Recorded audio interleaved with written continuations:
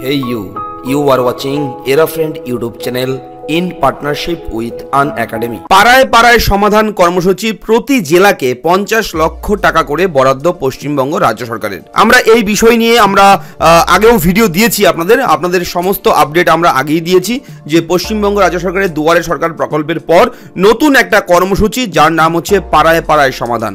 অর্থাৎ পাড়ায় পাড়ায় অলিতে গলিতে যে সমস্ত রাস্তাঘাটের সমস্যা, যে কোনো ধরনের প্রবলেমগুলো, সেই সমস্যাগুলো সলভ করার জন্য ছেলে মেয়ে নিয়োগ করে সেখান থেকে কিন্তু তারা সমাধান করবে, সেগুলো সমস্যাগুলো দেখবে গ্রামে গ্রামে। ঠিক আছে, তো এই বিষয় নিয়ে আজকে ইম্পর্টেন্ট আপডেট আছে, অবশ্যই সঙ্গে থাকবেন।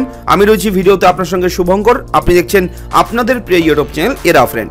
হ্যাঁ, দুয়ারে সরকার প্রকল্পে অভূতপূর্ব সাড়া মিলেছে।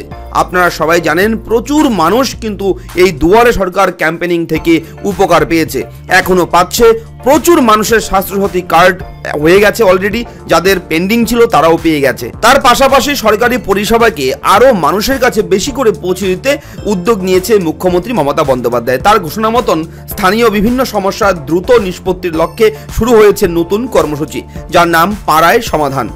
বাসিন্দাদের সঙ্গে আলোচনায় বসে এলাকাগত ছোটখাটো সমস্যা সমাধান করতে যে উদ্যোগ নিচ্ছেন সরকারি আধিকারিকরা, এটা কিন্তু বলার অপেক্ষা আর রাখছে না, আপনারা সবাই জানেন।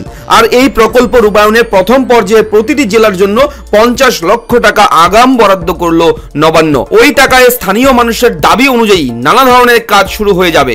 সম্প্রতি এ ব্যাপারে বিজ্ঞপ্তি জারি করেছে অর্থ দপ্তর। নোডাল এজেন্সি হিসাবে এই কর্মসূচির জন্য জেলাগুলোকে অর্থ বরাদ্দ করবে পরিকল্পনা, পরিসংখ্যান এবং প্রকল্প নজরদারি দপ্তর। গত 2 তারিখ অর্থাৎ জানুয়ারির 2 তারিখ থেকে সূচনা হয়েছে এই প্রকল্পের।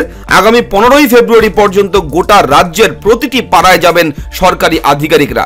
প্রাথমিক পর্যায়ে মুখ্যমন্ত্রীর সচিবালয়ে কমিউনিটি অ্যান্ড নেইবারহুড গ্যাপ সংক্রান্ত প্রায় 10,000 অভিযোগ জমা পড়েছিল।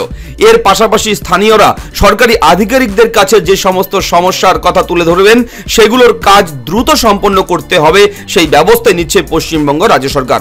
এই সবের বিস্তারিত প্রকল্প রিপোর্ট আসবে ধরে নিয়ে প্রতি জেলাকে আগাম 50 লক্ষ টাকা করে পাঠানোর সিদ্ধান্ত নেওয়া হয়েছে। অর্থ দপ্তর জানিয়ে দিয়েছে জেলা শাসককেই কিন্তু দায়িত্বপ্রাপ্ত বিভিন্ন এজেন্সিকে অর্থ বরাদ্দ করবেন। পরবর্তীকালে কোনো কাজের জন্য অতিরিক্ত টাকা প্রয়োজন পড়লে PSPM দপ্তরের কাছে তা চাওয়া যাবে। তবে তার জন্য জেলাগুলোকে নির্দিষ্ট প্রোফর্মায় আগে বরাদ্দ করা অর্থের বিস্তারিত হিসেব দিতে হবে। কাজ শেষ হওয়ার পর একইভাবে সামগ্রিক হিসেব PSPM দপ্তরের কাছে পেশ করবে জেলা প্রশাসন। পাড়ায় সমাধান কর্মসূচির অধীনে টেন্ডার ডাকার ব্যাপারে নিয়ম কানুনও নির্দিষ্ট করে দিয়েছে অর্থ দপ্তর। গ্রামীণ এলাকায় অর্থাৎ গ্রামাঞ্চলে বিডিও এবং জেলার পুরসভা এলাকার জেলাশাসকদের হাতে 5 লক্ষ টাকা পর্যন্ত কাজে প্রশাসনিক আর্থিক অনুমোদন ও টেন্ডার ডাকার ক্ষমতা দেওয়া হয়েছে। কলকাতা পুরসভা ও বৃহত্তর কলকাতা এলাকায় এই দায়িত্ব পেয়েছে যথাক্রমে কলকাতা পুরসভা ও KMDA কর্তৃপক্ষ। 5 লক্ষের ঊর্ধ্বে 50 লক্ষ টাকা পর্যন্ত ব্যয়ে কোনো কাজে টেন্ডার ডাকার ক্ষমতা অবশ্য দেওয়া হয়েছে একমাত্র জেলা শাসককে। তবে সেক্ষেত্রে সংশ্লিষ্ট দপ্তর বা মিউনিসিপ্যাল কর্পোরেশন ইঞ্জিনিয়ারিং ডিরেক্টর থেকে অনুমোদন নিতে হবে। নথিপত্র পরীক্ষা করে অনুমোদন মিললে তবেই কিন্তু দরপত্র আহ্বান করতে পারবে জেলা শাসক। পাড়ায় সমাধান কর্মসূচিতে দ্রুত কাজ শেষ করাই কিন্তু পাখির চোখ পশ্চিমবঙ্গ রাজ্য সরকারের। তাই গোটা টেন্ডার প্রক্রিয়ার সময়সীমা কমানো হয়েছে। অ্যাসিস্ট্যান্ট ও সাব অ্যাসিস্ট্যান্ট ইঞ্জিনিয়ারদের হাতে যথাক্রমে 15 লক্ষ এবং 5 লক্ষ টাকার কাজের টেন্ডার গ্রহণ ও কারিগরি অনুমোদন দেওয়ার ক্ষমতাও দিয়েছে অর্থ দপ্তর। অনেক ক্ষেত্রেই কিন্তু দরপত্র ডাকাও শুরু হয়েছে, দ্রুত সেগুলোর বাস্তবায়ন করা হবে।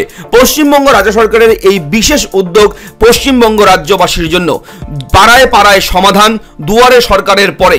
আশা করি তথ্যটা আপনাদের অনেকটাই ভালো লেগেছে। এই দুয়ারে সরকারের পরে পাড়ায় পাড়ায় সমাধান সম্পর্কে বিস্তারিত আমরা আলোচনা করেছি, সমস্ত কিছুই আপনাদের জানিয়ে দিয়েছি। কিভাবে সেই টেন্ডার ডাকা হবে, কাদের হাতে কত টাকা বরাদ্দ থাকবে উন্নয়নের জন্য।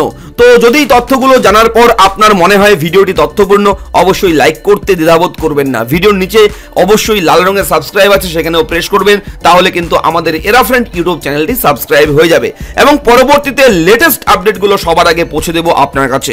এবং আপনারা কমেন্ট করে আপনাদের চাহিদাগুলো কিন্তু দয়া করে জানিয়ে দেবেন। ধন্যবাদ।